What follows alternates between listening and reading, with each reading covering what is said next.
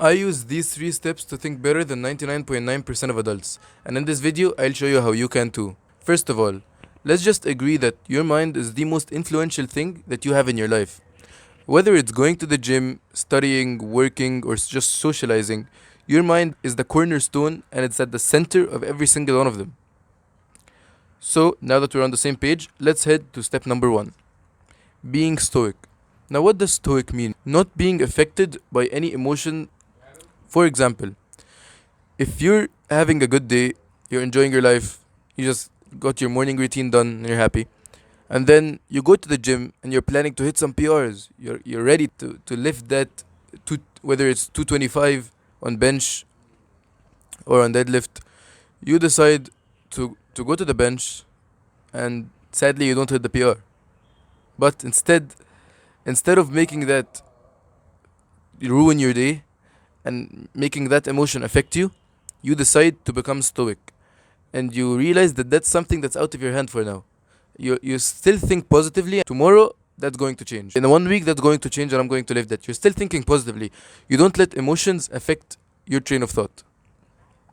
2 is setting priorities. Now, I have something that I'd like to call the priority scale. And I like to arrange everything I do in my day on that priority scale. For example, if I have an exam that's tomorrow and I really need to study for it because I'm not that good at that subject, I put that subject that I'm going to study at the top of the priority scale. And now I know that anything else is basically just a distraction from my main priority. Now, if I didn't have this priority scale, I'd basically just set a time for studying. And when my friend called me, I wouldn't call that a distraction. I just call him back and answer him and basically ruin my study time. Now that affects your way of thinking, because instead of setting priorities for yourself that you trust yourself to achieve or to go forward with, you change that and now you're just doing anything that comes up in your day. That's not your goal. Number 3, and that's stop being awkward. Come on. It's really not that hard to stop being awkward. I'll explain it. Now, how can you become awkward? If you're in a normal situation and you just overthink everything. When you overthink things, you start to make yourself believe that they're way more complicated than they actually are. And you don't want that, so why would you do it? I mean, let me just give you an example. When you overthink being in a conversation with someone or recording a YouTube video, you overthink what you're gonna say. What am I gonna say in this next step or the step after it?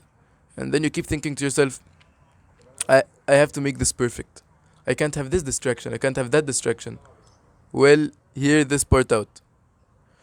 When you clear your mind of all distractions and you stop being awkward and you stop feeling this sense of awkwardness,